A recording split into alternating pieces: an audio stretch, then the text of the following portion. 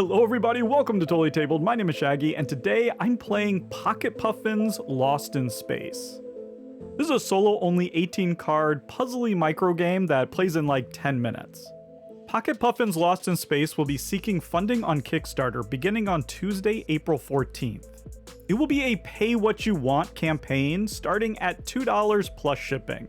If you're interested in more information, please check out the link in the description below. Now, setup is super simple.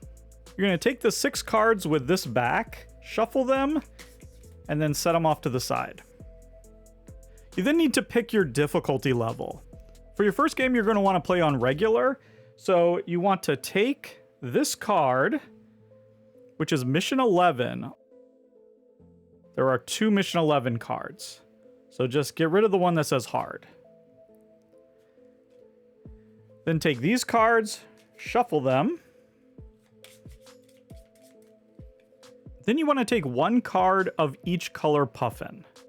So here we have a red, we have a blue, and there's a yellow. We're just going to flip those over. That will be our mission deck. You then want to take the rest of the cards and deal out a 3x3 grid.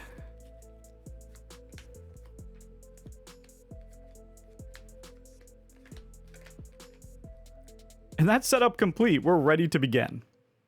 Our goal in Pocket Puffins Lost in Space is to complete 3 missions while also scoring as many points as we can.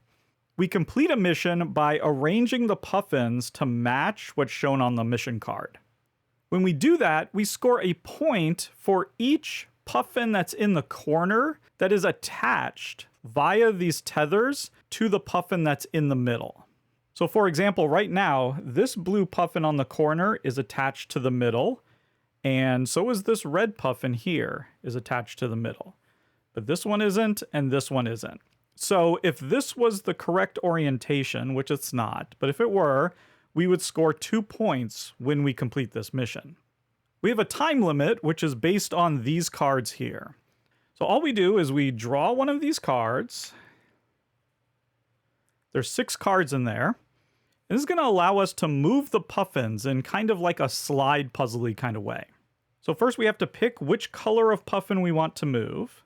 So for example, if we look at this bottom row, we need blue, red, blue, and we have red, blue, blue. So we could decide to move this red puffin over here. And that's exactly the move that we can make with this red puffin. We can move it in an orthogonal direction. I don't know why I'm having such trouble saying that. We can move it left or right as far as we want and up and down as far as we want, although we have to stay within this 3x3 grid. So we can move it to here, and then this one would just slide over to fill the empty space. And that double line means and or. So we can also spin this card if we want to 180 degrees. I actually don't want to spin this red card. I'd like to spin this blue one, but we're doing the red, so I think I won't spin it. So there we go. I moved and then chose not to spin. Now instead, I could have picked this yellow puffin, and this would let us move in a diagonal direction, again, as far as we want. If instead we decided to move the blue puffin, those single lines mean or. So we would have to choose to either move diagonally in an orthogonal direction or spin. We wouldn't get to do all 3, just one. So I could have chose to move the blue over here. It would have accomplished the same thing as moving the red. I think I will stick with that, and there we go. That is a turn done. You next just flip over another card and do it again. And you keep doing that until you get this arranged exactly how you want, matching the mission card. At that point, you can choose to move on to the next mission. So let's see, we have the bottom row exactly how we need it. Really, all we need to do is move those 2. We need to switch those 2. The red will only move diagonally, so we could choose the yellow. This one would slide down. And there we go. We now have this exactly matching the mission. So if we were to complete the mission right now, we would score 1 point here because they're attached to the middle. This one's not, but this one is. So that'd be 2 points. and then this one is not. Unfortunately, I don't see an easy way to get another one. Because if we turn this one, we lose that. If we turn this one, we lose that. There's a whole lot of wild things we could do to try to get a few more points, but that's going to take too many cards. So I think I am just going to complete this mission. So when you complete a mission, you take it, you put it off to the side, and then you arrange it based on the number of points you scored. You want your score just to be in the upper left. So that's indicating that we scored 2 points. Now we have a new mission. You want to make sure to turn the mission so the mission part is at the bottom. And ooh, we are really not very close to this one. It's going to take a lot of manipulation. So we're just going to draw the next card. I'd really like to have this blue in the center because it has more tethers. So we'll just use this red. We have to pick one of them. We'll do the diagonal, and then we can swap these two. But we can't do any spinning. All right, that's that. What's the easiest way to do this? We probably want to swap those two. We want this blue up there, but it can only move diagonal here. Ooh, this is a tough puzzle. I think I'll just use the yellow. We'll move it up here. This will slide down. So now we have the 2 yellows and the 2 blues in the right spot. These 2 reds just need to come over here. Yeah, that'll work for now. This isn't a great card. Yeah, I want to be able to move the blue all the way up there. So I want to switch those. Ooh, actually, yeah, I'm going to do that. So we're going to do red. We're going to do a diagonal move. Switch those. There we go. All right, we're much closer than we were before.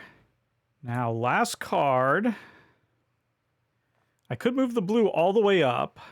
Let's just see what happens if I do that. This slides down. This would come here.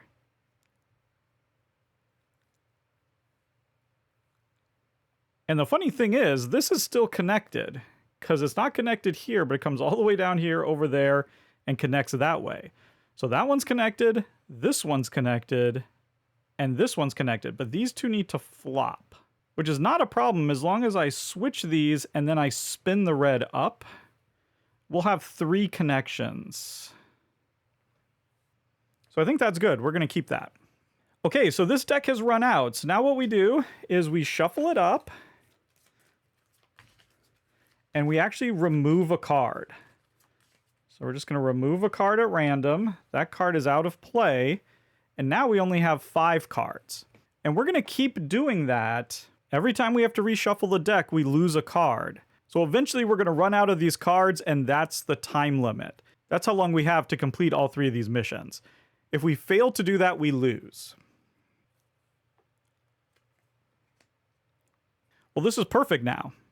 We have the red, and again, we can do both of these. So we're going to move the red over to here, and then we're also going to spin.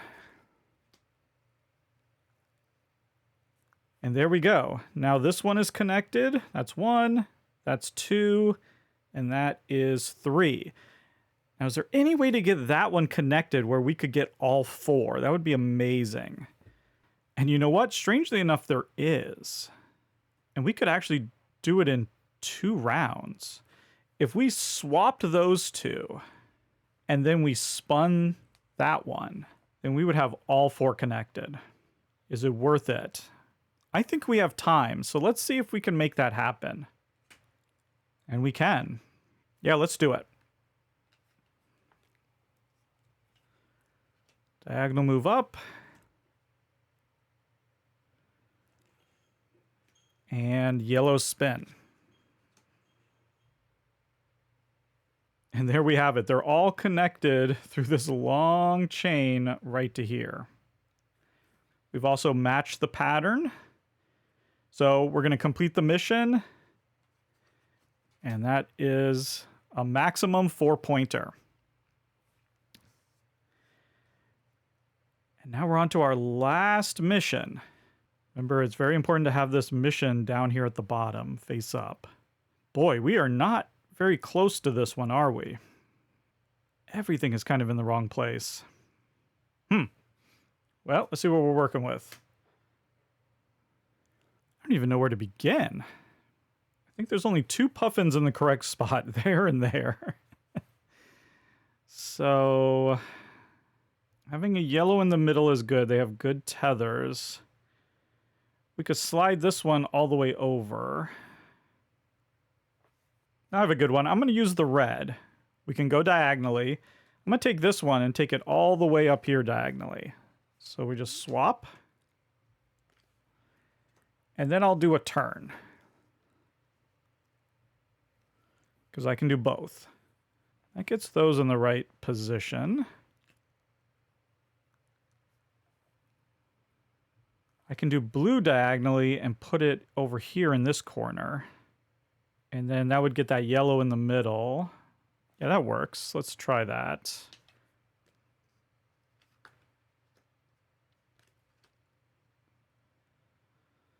Okay, got to shuffle. And we lose another card.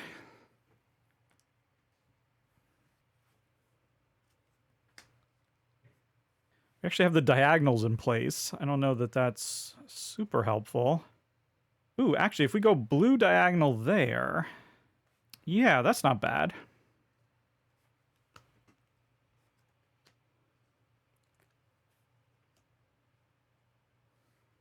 Now the top row is good.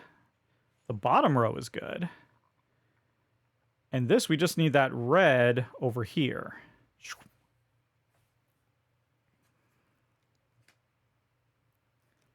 Well, we got a red diagonal instead. That doesn't help. Either way, we're going to want this to be spun. So let's take this time to spin this one. Doesn't need to move.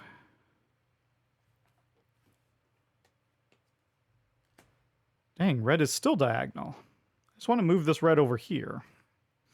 Well, I think I need to spin this yellow as well. So we'll take this time to spin that down. I think I need to spin this yellow too. Okay, there we go. We got our red.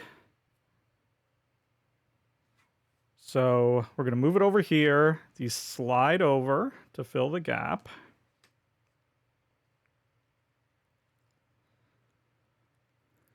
Oh no. And that causes some problems, doesn't it? Well, we got to shuffle this up. We now only have 4 cards, but we're going to lose 1.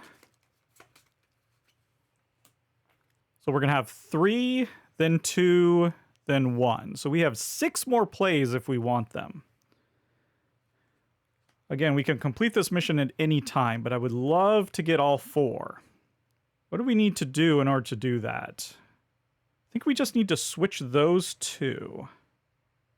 Yeah, that might be all we need to do. Fortunately, I can't do it with that card. Does anything else need to move if I do that? If I switch those 2, then that will be connected like that. That'll be connected like that. Yeah, that'll be connected, and then this will be connected. So, yeah, that's all we need to do. So we just won't do anything with this one. There we go. We got the blue, so we can swap. And there it is. We've matched the pattern, and I believe all 4 are tethered. And that one's going like that. So that's another 4-pointer. We completed the mission. So all we do is we add up our points here. So we got 10. And then we check out this little scoring guide. And there we go. We got Skillful Skipper. Now again, if you want to make the game more difficult, you can add in this card. You just swap out the other Mission 11 with this one, and that will make it harder. But there you have it. That was a complete game of Pocket Puffins Lost in Space. I'd like to thank all the financial supporters of Totally Tabled, including the Totally Radical Hextra, John Kohler, Scott Myers, and Jay Satterwhite, as well as the Totally Bodacious Michael Crampton. If you're interested in becoming a member, you can join on YouTube or my Patreon at www.patreon.com/totally-tabled. You'll gain access to my new exclusive podcast, Table Talk, as well as unboxing videos and whatever extra stuff I come up with. As always, thank you so much for watching, and goodbye.